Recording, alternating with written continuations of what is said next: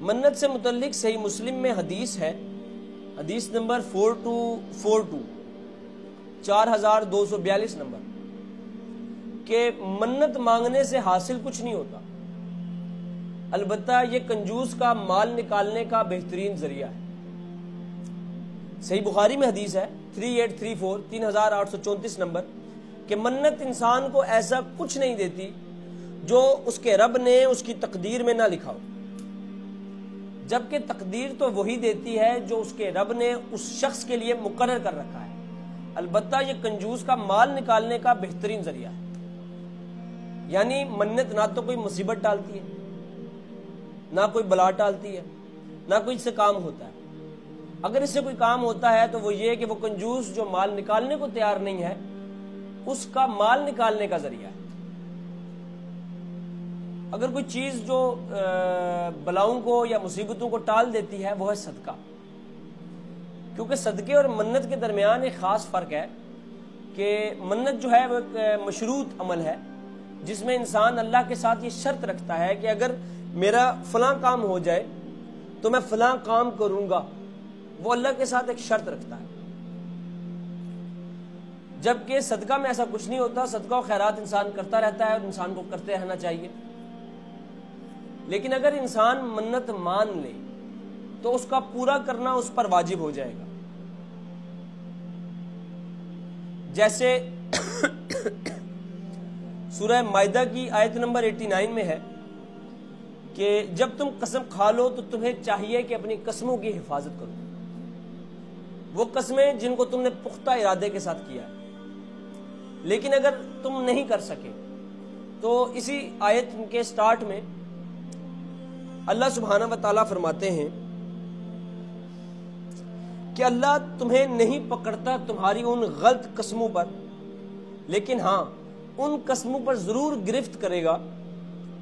جنہیں تم نے پختہ ارادے کے ساتھ کیا ہے۔ یعنی کوئی قسم یا کوئی منت غلطی سے رکھ لی تو اللہ اس پر تم سے کوئی پوچھ گچھ نہیں کرے گا، لیکن وہ قسمیں جو تم نے پکے ارادے کے ساتھ کی ہیں اللہ ان پر ضرور تم سے پوچھ گچھ کرے گا۔ تو ایسی قسم کا کفارہ یہ ہے، یعنی کہ اگر تم وہ قسم توڑ بیٹھو یا وہ قسم پوری نہ کر سکو یا منت پوری نہ کر سکو تو ایسی قسم کا کفارہ یہ ہے کہ 10 مسکینوں کو کھانا دینا، وہ کھانا جو تم اپنے گھر والوں کو کھلاتے،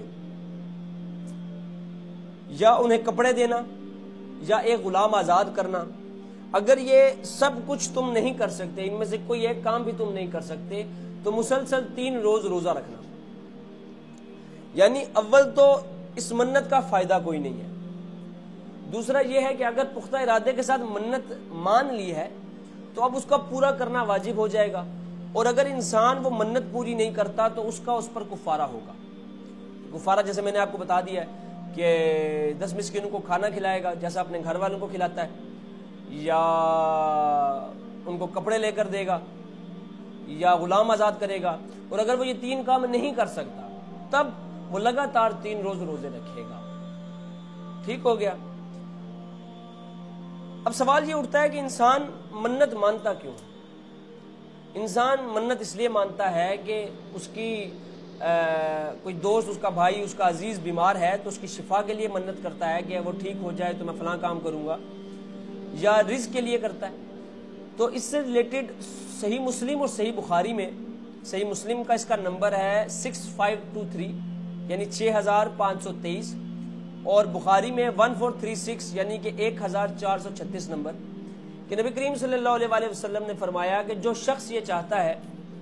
کہ اس کے رزق میں کشادگی کر دی جائے، اس کی عمر کو دراز کر دیا جائے، تو اسے چاہیے کہ وہ صلہ رحمی کرے۔ اب کچھ ایسی منتیں بھی ہیں جو حرام ہیں اور ان کو پورا نہ کرنا واجب ہے۔ جیسے اگر کوئی شخص یہ منت کر لیتا ہے کہ میرے ہاں بیٹا ہو جائے تو میں فلاں دربار پر جا کر ماتھا ٹیکوں گا، یا اپنے بیٹے کو فلاں دربار تک پیدل لے کر جاؤں گا، یا تالے باندھتے ہیں یا دھاگے باندھتے ہیں،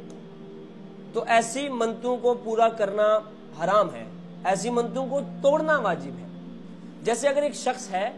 وہ یہ منت مانگ لیتا ہے کہ میرا فلاں کام ہو جائے تو میں فلاں دربار پر جا کر ماتھا ٹیکوں گا، اب اگر وہ یہ منت پوری کر لیتا ہے تو وہ شرک کا مرتکب ہو جائے گا۔ تو ایسی منتوں کا یا ایسی حرام منتوں کا کفارہ یہ ہے کہ اس کو توڑا جائے اور اللہ کے حضور معافی مانگی جائے کہ میں نے جو کچھ بھی کیا یا میں نے یہ جو منت مانگی یہ میں نے غلط کیا، میں اسے توبہ کرتا ہوں اور آئندہ ایسی منت مانگنے سے پرہیز کروں گا۔ وما علینا الا البلاغ۔